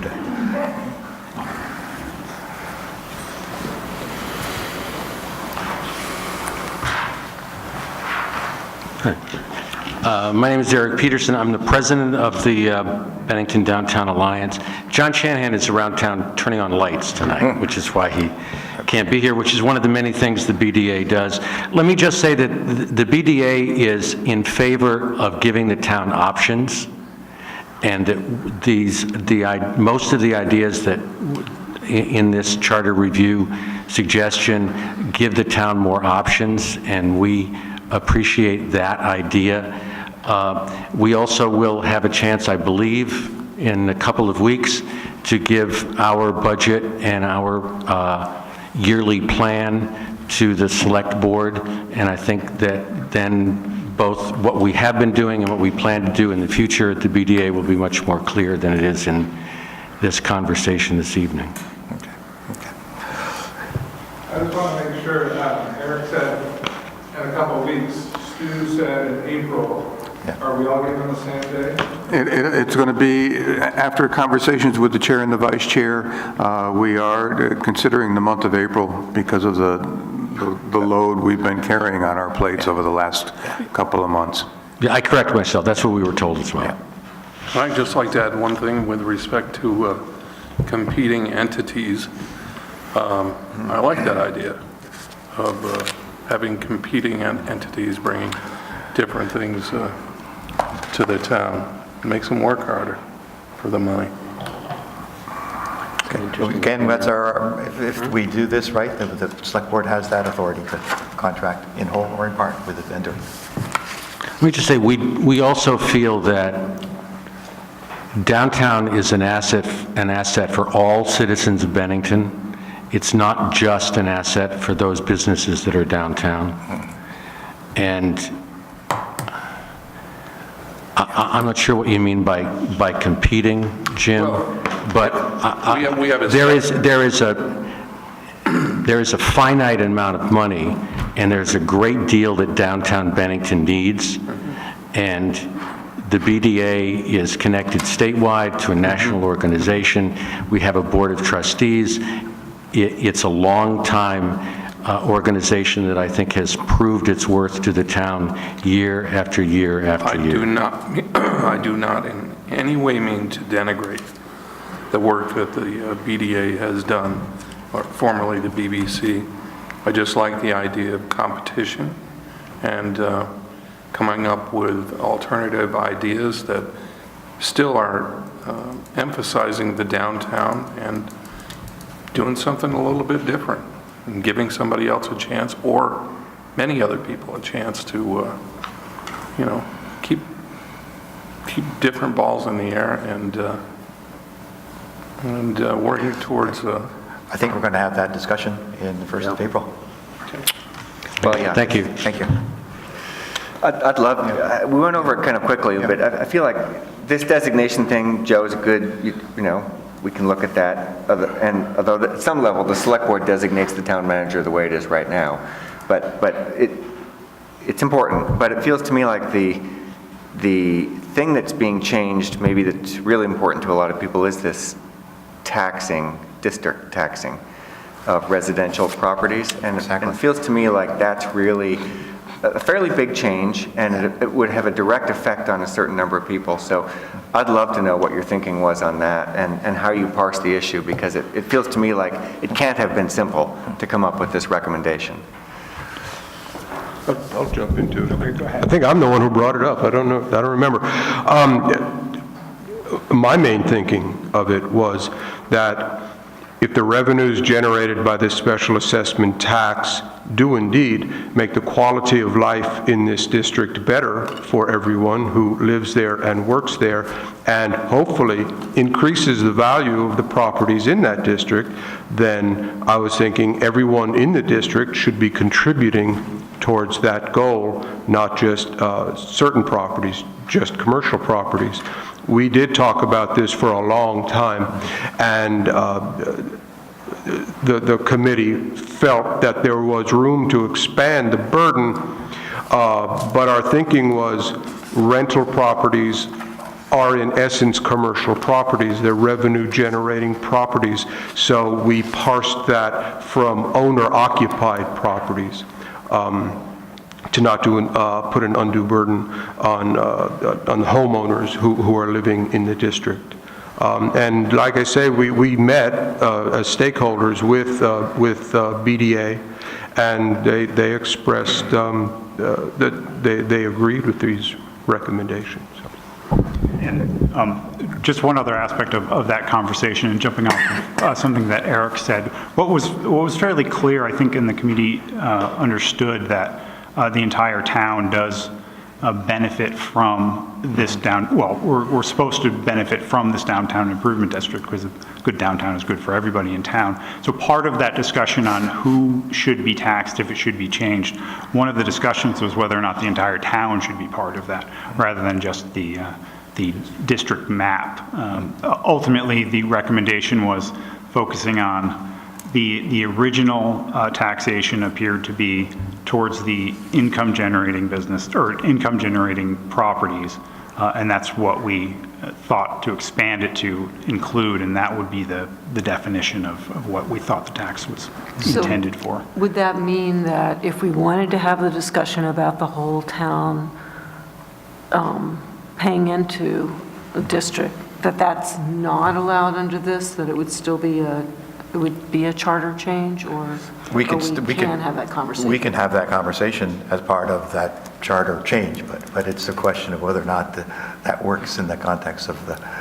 Right. The changes that you have here did not do not anticipate that. Okay. Yeah. Okay. And the downtown district is a special assessment district. I mean, that's what it's for. So I don't know what the nuts and bolts of trying to spread that tax out town-wide would be. couldn't. Again, I think this stands out, though, in your recommendations, in that most of these recommendations offer us more flexibility. Yes. Right, and offer us the ability to do more. But this one particular one really is different in that it's essentially saying that commercial rentals would pay the tax, whereas now they don't pay the tax. And residential, Yeah. right. Yeah. So it used to be accepting properties used exclusively for residential purposes. Now it's except for owner-occupied residential properties. So I'm sure you kind of went through this, but so if this tax is now levied on downtown rentals, it seems most likely that the landlords would push that tax onto the, I guess it wouldn't have to happen, but it would be likely that that tax might get pushed onto the tenants and therefore make living downtown slightly more expensive. So there could be a downside to it. I can see an upside to it, and I can see why it's fair, but I could also see a sort of inadvertent downside to it. That's one reason we exempted owner-occupied dwellings that are purely, are solely residential. It's not earning money for an absentee property owner. So that's why we exempted that. And I mean, I can't speak for the whole committee, but when we got acquiescence from the Bennington Downtown Alliance, I felt pretty comfortable that we'd come up with a good recommendation. I mean, there's so many different ways to skin this particular cat, and it's like, if we're trying to improve the downtown by increasing the values of properties that have residences in them that might not be owner-occupied, is this an impediment to that hope and expectation? And Tom, if I may, one part of the discussion was that, quite frankly, I think literally every single person that would be directly affected by that change could be identified and actually could be here to discuss that, and probably should be. Yeah, and we should, I think, make sure that they get that opportunity, I think. And there is, the other thought is that unless the select board allows the district tax, the total dollars generated by the district to explode, more than likely spreading it out over more properties actually reduces the tax impact on the businesses that are now carrying the burden and shares it with some of the commercial rental properties that are residential in nature. I see. So the businesses might be interested in paying a lower tax. Yeah. Perhaps. We didn't approach this as a way to bring in more revenue. We approached this as a way to spread out the burden of this. And our discussions were more along the lines of the total tax would stay the same, not that it would bring in more money. Anything else tonight on this section? It's just not the last we're going to hear this, but We're almost done. yeah. We could finish tonight if you wanted to. There's something about town manager and select board powers that we're going to have to talk about. Okay. I think that's on our agenda too. And I would like to let everyone know that the two co-chairs of our committee, Rob Plunkett and Sean Marie Oler, got together over at Cat TV and taped a show, I guess, in which they discuss all the substantial changes we've recommended and kind of give some background on how we got to it. And there's a link to that video on the town webpage, so you might want to go look at it. It's a very good discussion of the bigger changes. This is great. How did Rob come out? Did he get good makeup before? Oh, he was great. They were both wonderful. They were good. Powdered wigs? Or anything? I was dressed for it. Yeah. Looked very nice. I'll have to go look at it. They did all right. Sorry, I haven't seen it yet. Thanks. All right. Thanks, guys. Really appreciate it. Thank you. Thanks for sitting in. Item 7 is liquor license renewals. Yes, we have 16 renewals, 2 Class 1, and the rest are Class 2, and I'll just circulate that for your signatures. That's the time of the year, right? That time of year, you're going to see them every meeting now. Great. Manager's report as we're circulating? Yes, I have 2 action items. One is a resolution that requires a signature by the chair As you may recall, I'm not sure all of you were on the board, when the board authorized the town to secure commercial credit cards for some of its department heads to allow for ease of purchasing in certain very specific cases. And I can tell you my finance director rides herd on these particular cases. But the People's Bank, which is the bank we are using, has asked for a new resolution. Joan Pasno remains as treasurer, and she will be treasurer until 2019, although there may be a rumor that she's going to seek re-election. That's subject to change, of course, without notice. But I'm asking that the board authorize the chair to sign this resolution to continue offering these commercial cards to the town of Bennington. A motion for that? In favor? Signify, a motion? I'd make a motion. Any further discussion? Hearing none, all in favor signify by aye. Aye. All in favor. And maybe you can run that down to the chair. The second action item is a request for use of the capital facilities funds. We currently have about $325,000 in the capital reserve, most recently bolstered by over $100,000 in income from the sale of lumber on that particular parcel on Middle Pownell Road. We have, as you may know, had a number of problems with the heating and ventilation system at the police department from its inception. That building now we've been occupying, I think it's almost on a 20-year situation here. But I attached a brief summary of the memorandum that Larry McLeod developed. We're looking at replacing the HVAC system to, one, make it more efficient, but two, to make it actually work better.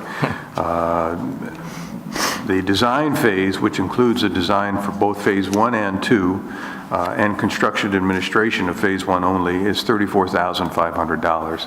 That's the very first step, and that's what I'm asking for approval from you tonight, to authorize us to spend that money to begin this work. The total projected cost of phase 1 is anywhere from $240,000 to $265,000. Phase 2 is projected to cost $175,000 to $200,000. So it is a massive undertaking. It does essentially replace the entire system that we have in place now. In some cases, the current system is held together with duct tape and some of the in the walls, and the rooftop unit has been determined to be terribly undersized for what we were expecting it to do. So these were perhaps some installation and design flaws that were made many, many years ago that have only been exacerbated over time, and we'd really like to begin to address it in a serious manner. I think it's probably well overdue relative to, I remember seeing the energy cost for this building is exorbitant. It is, and it's not effective. I mean, we have spaces that are literally cold to work in at times of the year, and other spaces we have moisture problems because we're not being able to cool them sufficiently, so you get the condensation issue. I'd really like to go. Obviously, Larry has been working on this for a while. He upgraded the memorandum for me. We're working with Du Bois & King. They are the engineers that helped us with our energy retrofit, I believe at the Recreation Center, when we took a look at some of the major systems there, and they have proved to be very competent. So this isn't something that we should have considered for a competitive bid? We talked about that some time ago. Obviously, Larry's been working with Du Bois & King because they've done kind of an analysis of the system for a couple of years now, and the idea was that because they were familiar with our systems, and they had done a very good job for us. The thought was to continue on. There's nothing to say that we couldn't stop this process and go out to bid simply for design services, similar to what we are proposing here. It will slow the process down, but if that's what the board would like us to do, we can do that as well. That's what I would like. I think it's only fair to local contractors and also competitive bids from other regions, because it's only going to drive the cost down. I think we should sharpen the pencil and, Yeah. Well, a couple of months ago, Stu, I just discussed, I think it might have been right around this time, the cost of installing geothermal. Have you looked into that? How does that contrast to this? We haven't looked into geothermal. We some years ago thought about it, especially for the police facility, because the water table is so close to the basement floor. But we haven't looked at that seriously. I think it's time we do. Well, I don't know. I don't know. I know that the geothermal system in the state building, in the CCV building at 324 Main, has been very effective for them, but it's also, if you've been in their conference room, open room, it's very loud. Mm-hmm. And it operates constantly. So when it's heating and cooling, Jane, do you it's have any like sitting in this room when the heater comes on. idea of what the cost was? I know it was quite expensive. I think we're also very close to the water table in that building. There, I mean, I think it's definitely energy efficient. The blowers are loud. The system is designed to be on all the time, so it's either blowing cold or hot air. And that has its own concerns because, I mean, people wear layers often. Yeah, so it is expensive. It is, but it is energy efficient. Right, and I really would like to press Stu that before we move ahead with this, that you, even if it's a cursory look at this. I mean, it's over $500,000 that we'd be spending, and geothermal is virtually cost-free. You're only paying for the electricity to run the fans, and there's got to be some way to mitigate the noise that they developed since CCV got it. And I think it's incumbent on our part as the governing body of this town to look into it. We can do that. yeah, and I think we really want to get, it may not be something we need to vote on, but we should get bids once we decide what kind of design or even to design the project, because it is a substantial investment in. And it's going to fail at some time or another. Yeah, but this is a very good company, and they probably will come back with a very competitive bid, but at least give us the flexibility. And with that bid process, I mean, I hope these guys we've used them, they're reliable, they've proven reliable, but I also want the opportunity for these other people to get in the process. And how does that happen? Is it posted on the internet? Will it be in the banner? Where does a local or other contractor? For a project such as this, you wouldn't not necessarily advertise in the banner. You would send the bid out to engineering firms that are known and are competent in the field. So it's not a public bid? They just kind of... Well, it's public in that you're inviting engineering firms with the capabilities to do the design to bid. You could run an ad in the paper, but most of these things you would run them out to one of the various engineering I'm not trying to be naive to this situation. I mean, because I certainly know nothing more than maybe barely enough to be dangerous, but I certainly want the opportunity for any contractor, whether it be on the construction side or the engineering side, to not be able to say, I wasn't given the opportunity. Yeah, no, we're looking at just the engineering side. The construction side would ultimately be bid as well. Here, we were just looking to do the initial engineering. So we will bid this out, and certainly engineering firms, both locally and within the region, will all have an opportunity. Good. So if you were to take Jim's suggestion to look at geothermal, would you need some money to even look at that before the bid goes out?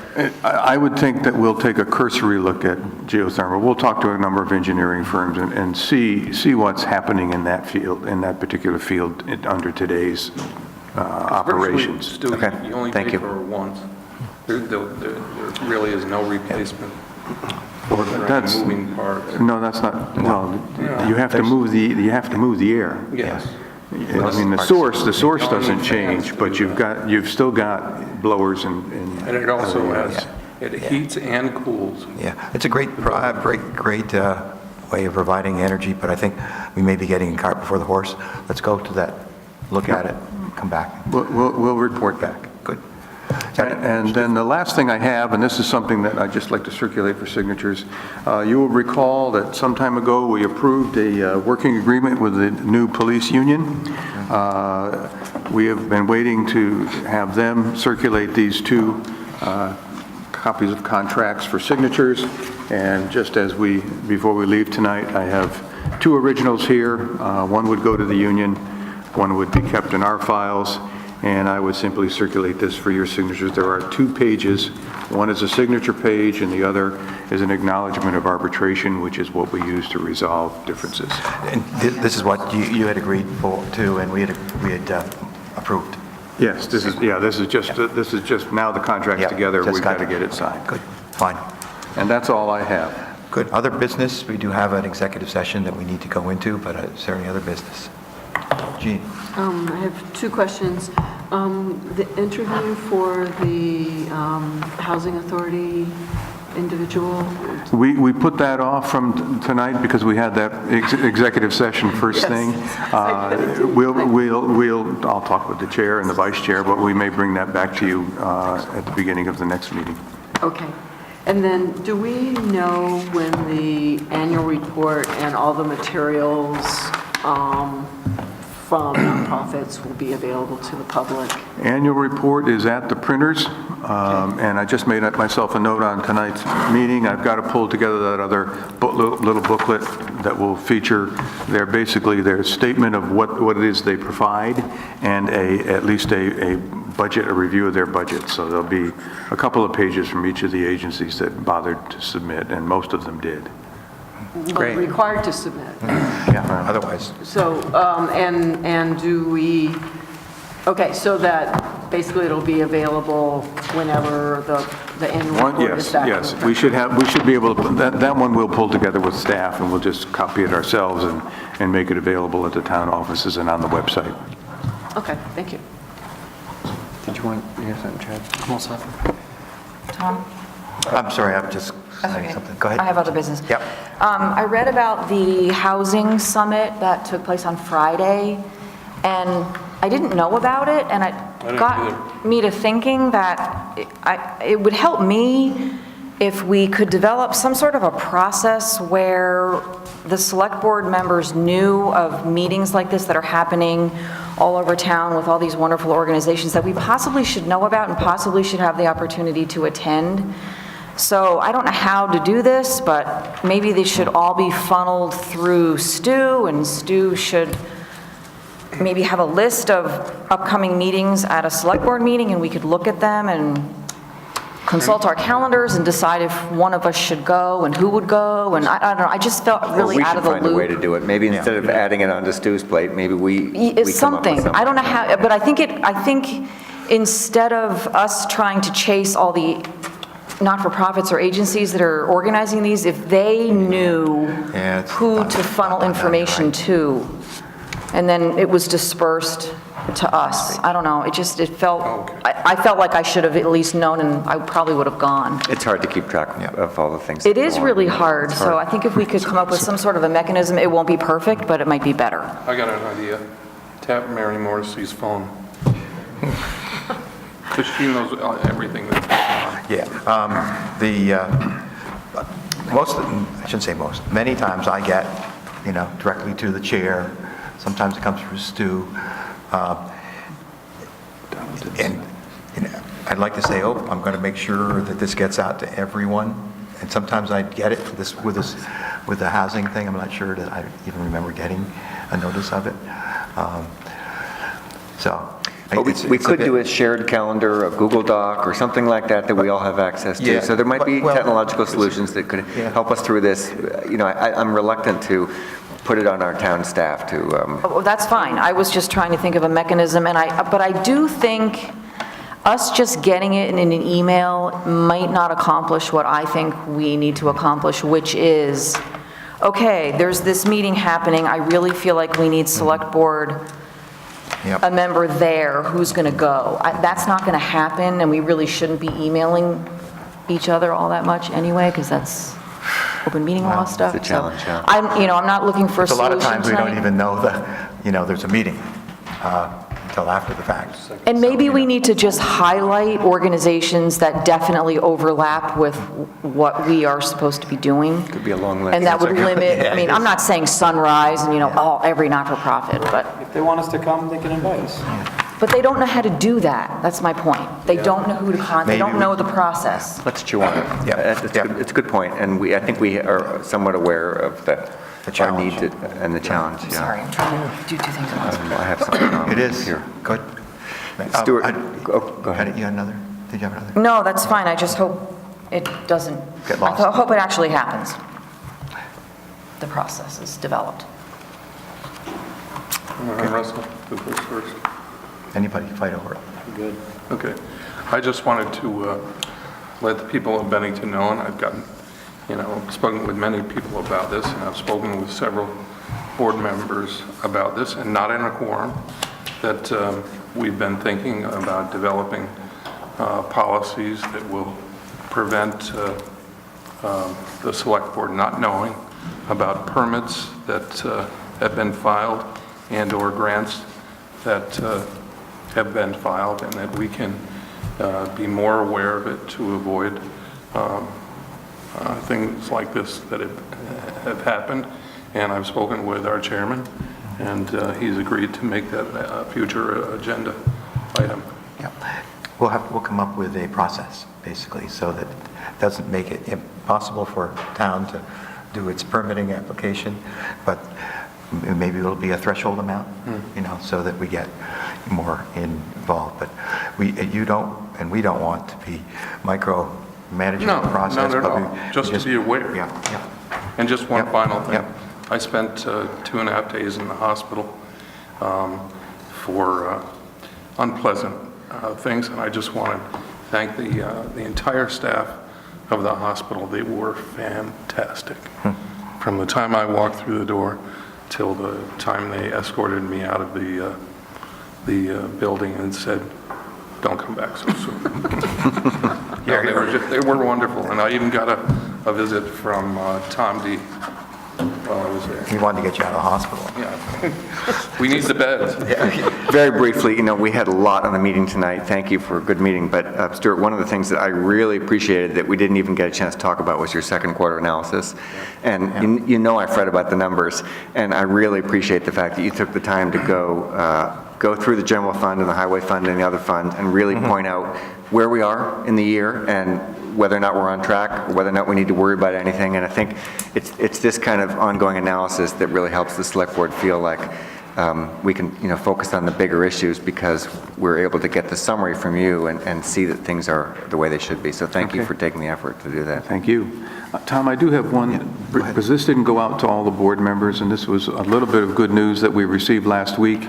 This is an email that I received from James Cirillo with the Waste Management Division regarding the stockpile of material on the Bowen Road site. Patrick Lokes, who is the investigator for the Agency of Natural Resources, and Jim communicated, and based on the information from various sources and that conversation, the solid waste program has made a final determination that the temporary storage of the soil removed from the salt shed construction site does not warrant written approval by the program, and nor would it be considered a violation of state solid waste management rules. I think you need to One in a row. a little bit plainer. Well done. About this. Well, I just want to make it very clear. I spoke to Mr. Cirillo regarding this, and the town acted properly. This was a temporary dumping of gravel and blacktop wasn't a permanent site, and there was no necessity for a permit for it. So let's be clear about that. Okay, thanks. Okay, Chad, do you have a... So I'd move we go into executive session, I guess? For a matter of personnel? Yep, for a matter of personnel. Okay, we are, I'll be in favor of this going into executive session. Aye? Aye. We're there. I want